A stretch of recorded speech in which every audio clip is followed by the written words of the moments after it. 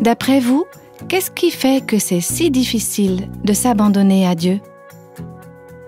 Quand on abandonne toute chose entre les mains de Dieu, et notamment notre santé, nos possessions matérielles, notre carrière, notre futur, tous nos droits, etc., nous pouvons parfois craindre que Dieu nous prenne au mot.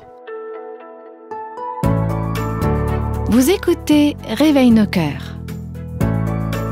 Aujourd'hui, nous commençons une nouvelle série intitulée « S'abandonner à Dieu, affronter nos craintes ». Peut-être avez-vous déjà entendu un prédicateur vous inviter à tout remettre entre les mains de Dieu. Et c'est assez facile de répondre à un tel appel en levant la main ou en chantant un cantique. Mais lorsqu'on réfléchit réellement à cet engagement de tout remettre, vraiment tout abandonner entre les mains de Dieu, ce n'est pas si facile que ça. Parce que s'abandonner à Dieu, ça veut dire affronter nos craintes. Je me souviens de quelques hymnes qu'on chantait à l'église quand j'étais petite. Et je me rappelle que je les chantais de tout mon cœur à l'époque, mais que quand j'ai grandi, j'ai commencé à réfléchir à certaines des paroles qu'on chantait. Et je me suis rendu compte qu'il y avait un aspect un petit peu effrayant dans ces concepts. Par exemple, « Entre tes mains, j'abandonne tout ce que j'appelle mien. Seigneur, ô ne permet à personne d'en reprendre rien. Oui, prends tout, Seigneur. » Ce que je veux dire, c'est que c'était vite fait de chanter ces paroles, les mots venaient très naturellement, mais si on prenait le temps d'y réfléchir, c'était un peu terrifiant. Et il y avait aussi cet autre cantique où il est dit « Je ferai ce que tu veux de moi, Seigneur, j'irai là où tu voudras. » Et s'ensuivait toute une liste des différents endroits où Dieu pourrait nous envoyer. Alors à l'âge de 6 ans, c'était très facile de chanter, mais à 16 ans, ça donnait beaucoup plus à réfléchir. Cet hymne, je l'ai entendu très souvent, chanté en solo à l'église. Et je me suis toujours demandé comment le soliste pouvait chanter ça. Moi, ça me faisait un petit peu peur de dire « Quoi qu'il m'en coûte, je suis prête à m'abandonner ». Et il y a aussi ces paroles d'un autre hymne encore « Jésus, doux maître, règne sur moi. Soumets mon être, sois-en le roi. Je suis l'argile, toi le potier. Rends-moi docile, ton prisonnier. » Ça fait peur de dire ce genre de choses et de dire que j'accepte la volonté de Dieu dans ma vie, quelle qu'en soit la teneur ou les implications, quel qu'en soit le coût. C'est une chose de chanter ou de dire ça à l'église.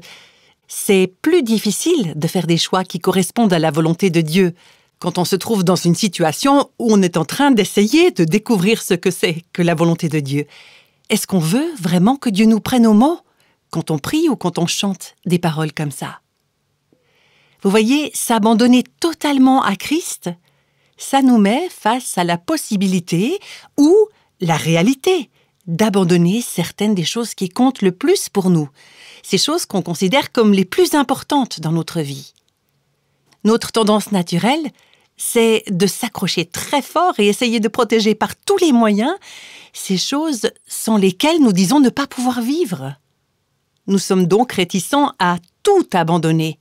Je pèse mes mots, à abandonner toutes choses, comme notre santé, nos possessions matérielles, notre famille, notre réputation, notre plan de carrière, nos droits, notre avenir.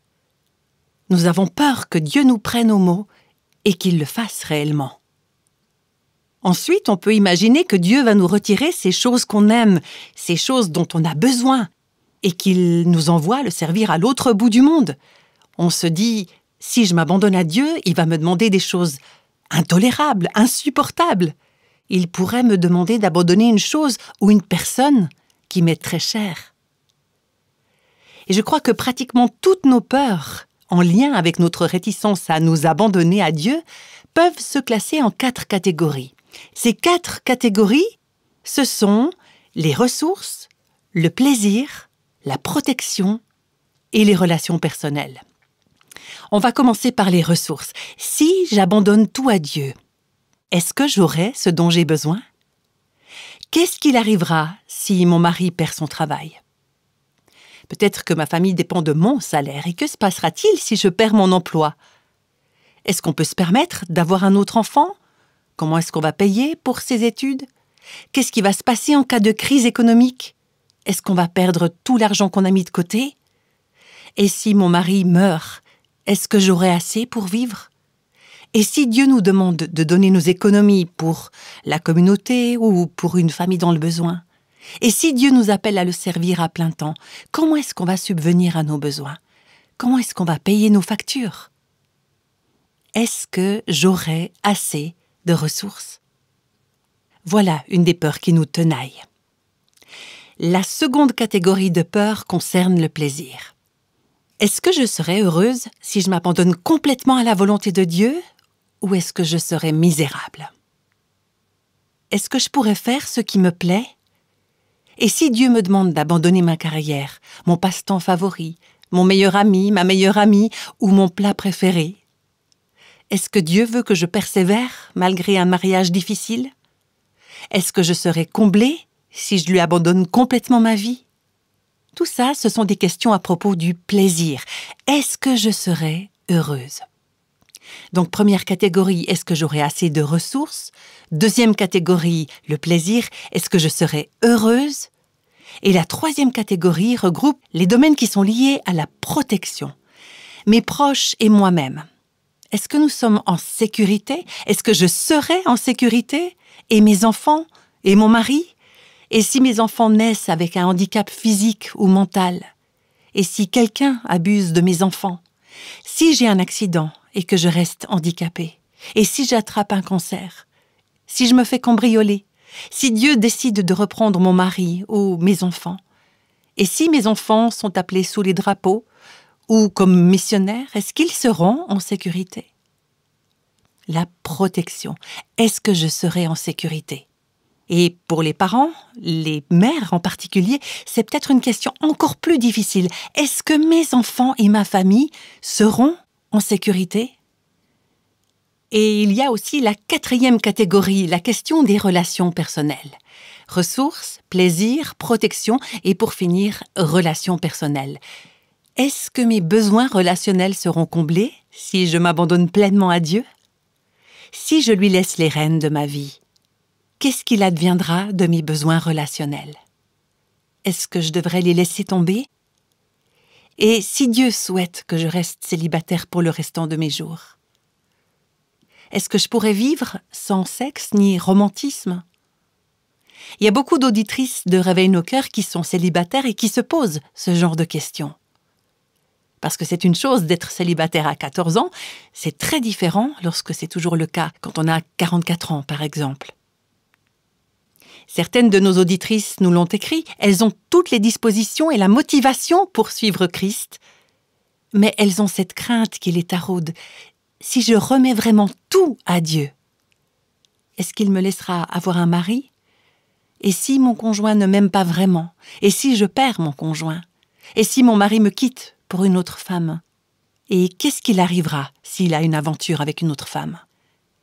Et si Dieu ne nous donne pas d'enfants?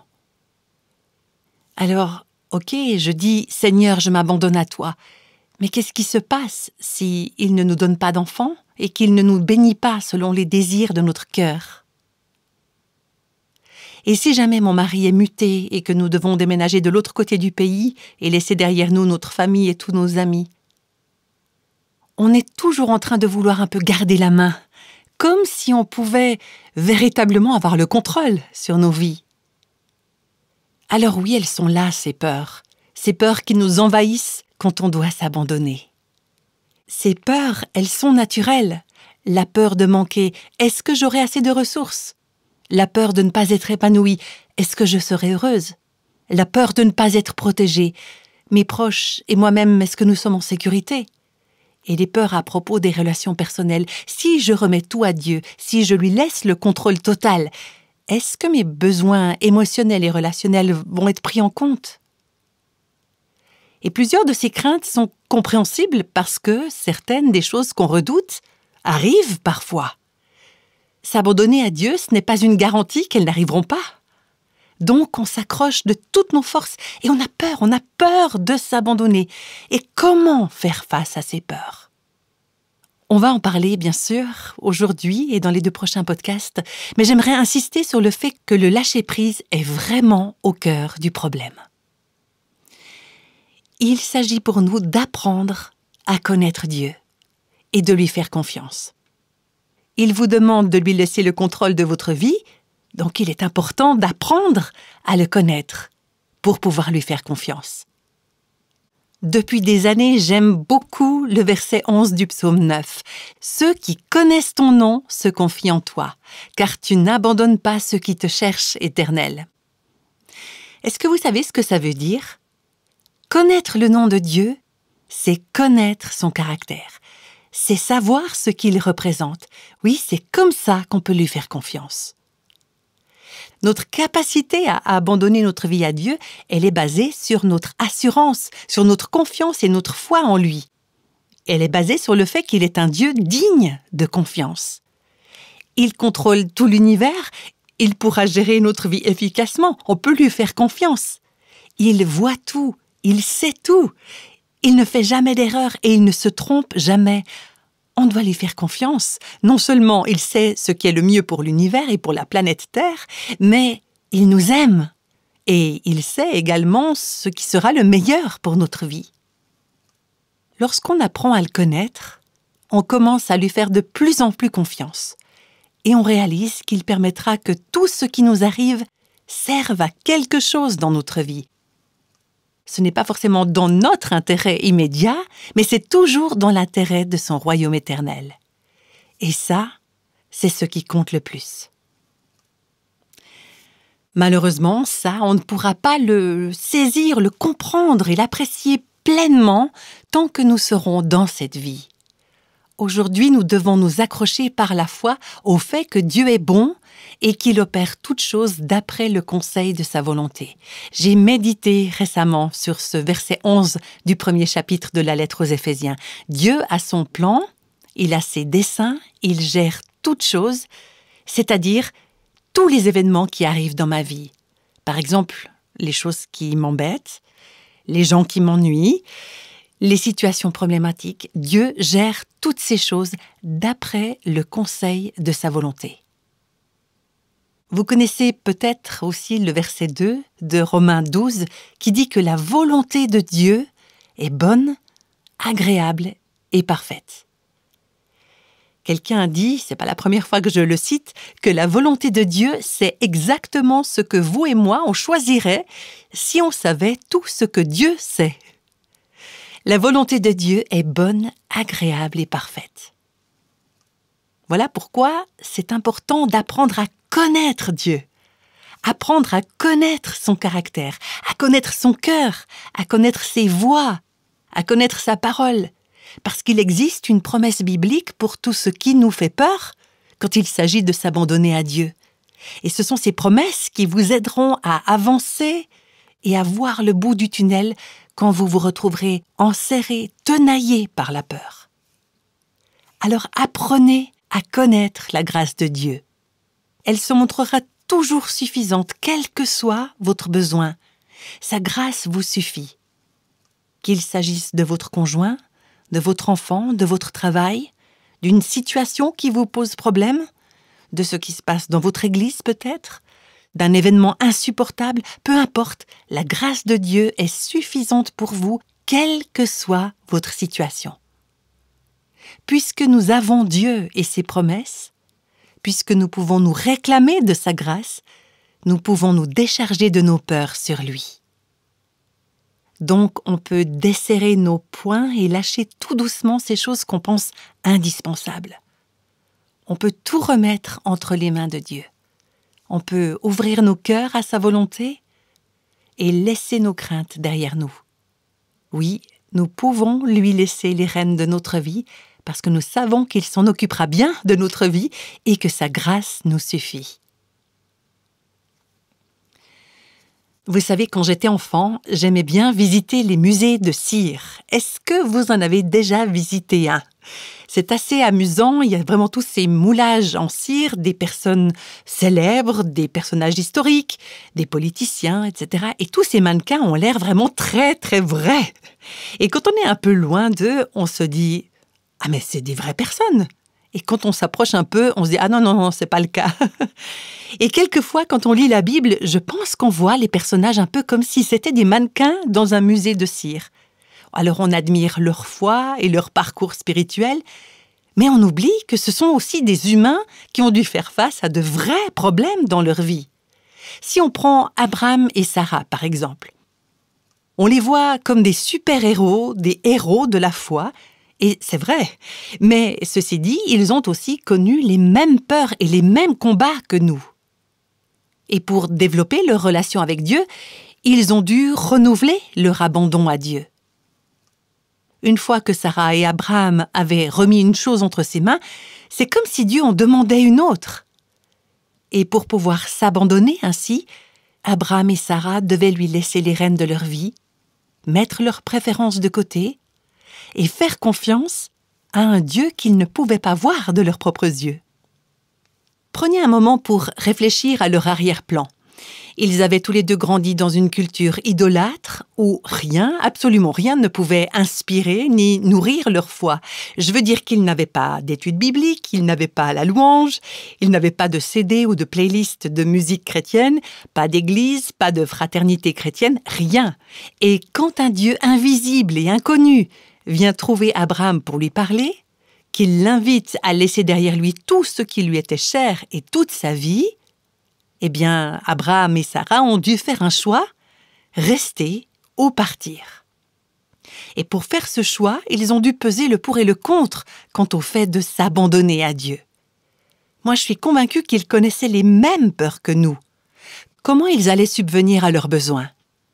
Dieu ne leur avait pas donné de réponse pour cette question. Ça, c'est la peur de ne pas avoir le nécessaire. La peur de perdre leur plaisir, ils ont dû l'affronter aussi. Est-ce qu'on sera heureux dans cet endroit inconnu où Dieu nous appelle? Est-ce qu'on sera bien ou est-ce que ce sera affreux? Est-ce qu'on sera en sécurité? Le couple n'avait ni carte, ni atlas, ni GPS pour savoir quelle route prendre ou pour connaître la géographie du lieu d'arrivée. Ils n'avaient pas la moindre information. Et ils devaient certainement se demander quels sont les défis qu'on aura à relever? Qui seront nos ennemis, nos adversaires? Ça, c'est la peur de ne pas avoir de protection. Et puis, il y a aussi cette question des relations personnelles. Seigneur, est-ce que tu veux qu'on laisse derrière nous tous nos amis et notre famille? Et pour aller où? La peur de perdre les relations personnelles. La Bible, elle ne nous donne aucun détail là-dessus. Impossible de savoir si Abraham et Sarah ont eu du mal à prendre cette décision. Mais je sais bien que ce n'étaient pas des mannequins dans un musée de cire. Ils avaient des émotions, ils avaient des sentiments, ils avaient des craintes. La foi n'est pas une foi véritable si elle ne nous permet pas de dépasser nos peurs et d'aller de l'avant. Tout ce qu'on sait, c'est qu'Abraham et Sarah se sont mis en route. Ils sont partis. La foi n'est pas une foi véritable si elle ne nous pousse pas à aller de l'avant. Le premier verset de Genèse 12 nous rapporte l'appel d'Abraham. « Quitte ton pays, ta patrie et ta famille, et va dans le pays que je te montrerai. » 4 versets plus loin, on peut lire « Abraham partit conformément à la parole de l'Éternel. » Je souligne juste au passage que même si Abraham est le seul personnage mentionné ici, on peut se rappeler que Sarah est partie avec lui. Et pourtant, elle n'avait pas entendu l'appel de Dieu comme Abraham. Notre Dieu avait parlé directement à Abraham et Sarah a dû faire confiance à son mari, qui lui-même faisait confiance à un Dieu qu'il n'avait jamais vu ni rencontré. Alors quelle foi incroyable, non seulement de la part d'Abraham, mais surtout pour Sarah. Donc, sans plus d'explications, sans aucune idée de là où ils allaient ou de ce qu'ils feraient une fois arrivés, ils sont partis, risquant le tout pour le tout.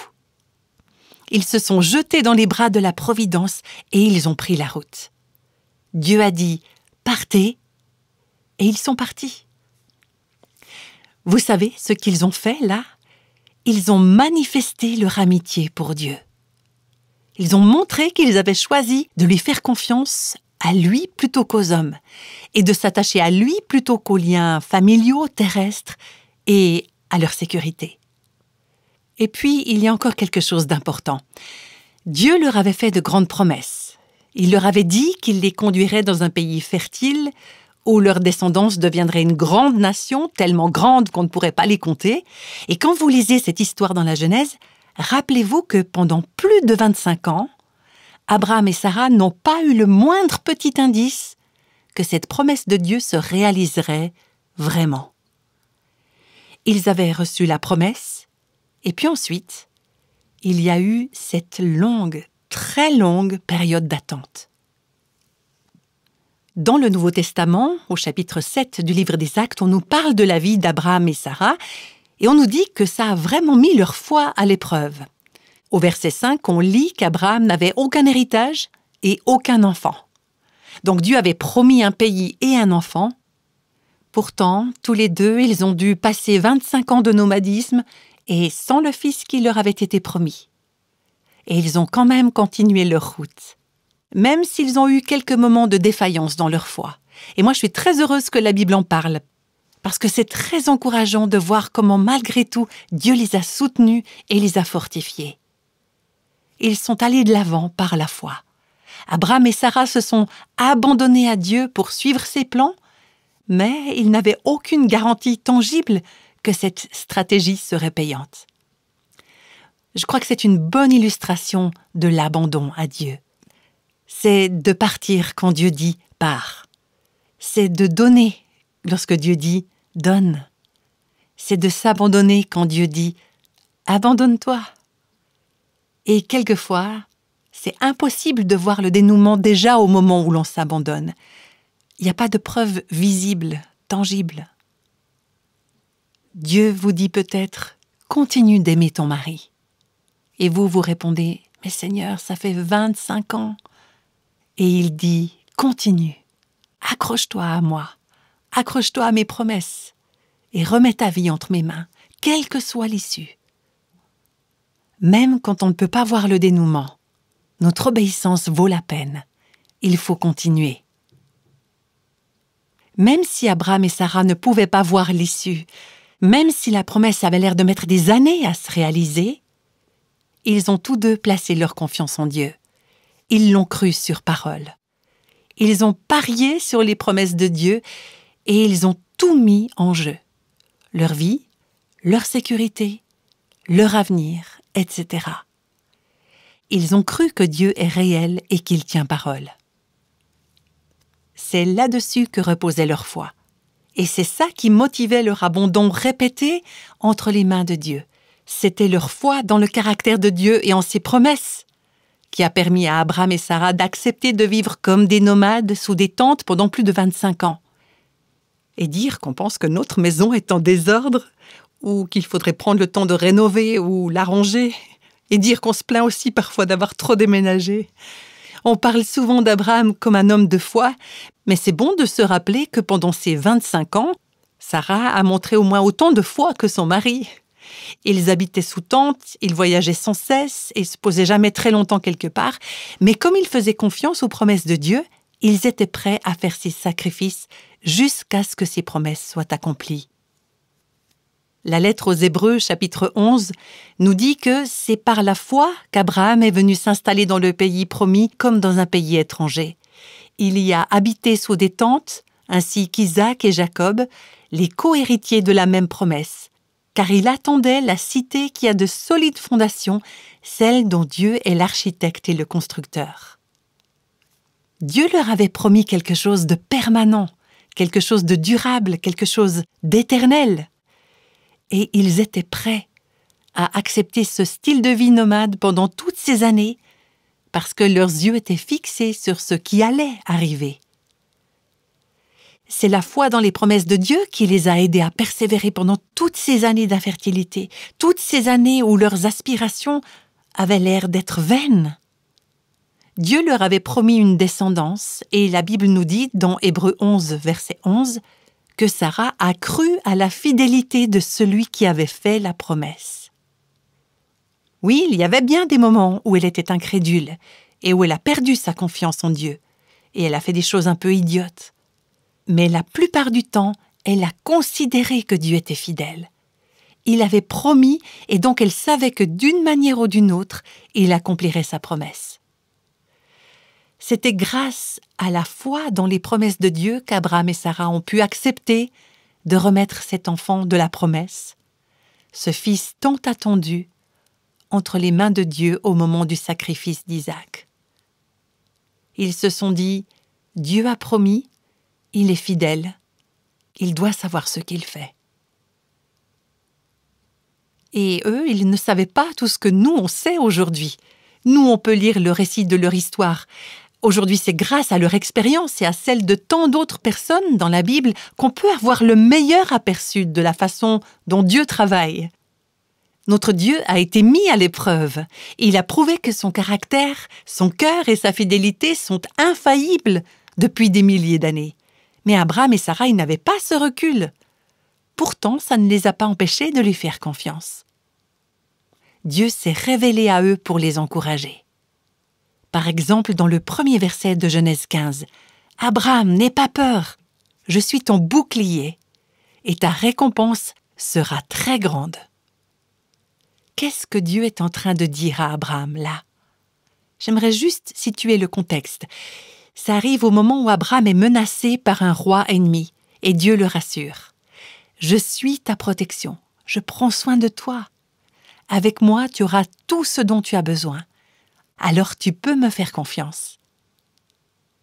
Ceux qui connaissent ton nom se confient en toi, car tu n'abandonnes pas ceux qui te cherchent. » Quelquefois, quand Dieu nous appelle, on doit remettre entre ses mains certaines choses ou certaines relations qui nous paraissent indispensables.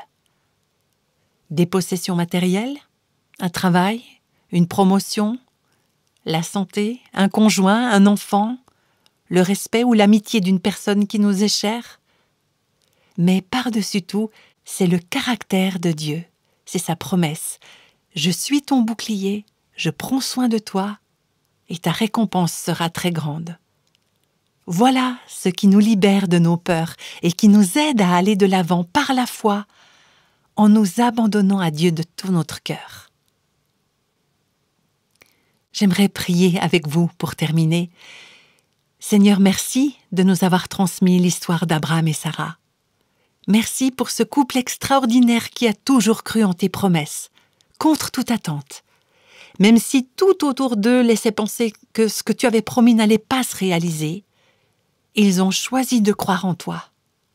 Et merci parce que grâce à leur foi, nous aussi on peut avoir la foi aujourd'hui. La Bible nous dit que nous sommes des enfants d'Abraham si nous croyons en Christ.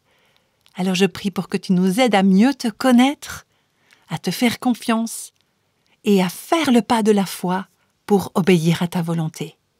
Je te prie au nom de Jésus. Amen.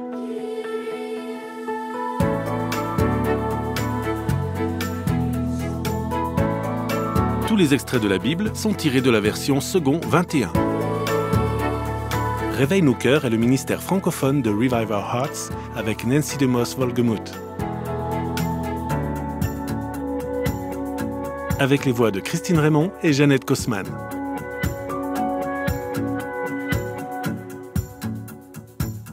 Quelle que soit la saison de votre vie, Réveille nos cœurs vous encourage à trouver la liberté, la plénitude et à porter du fruit en Christ.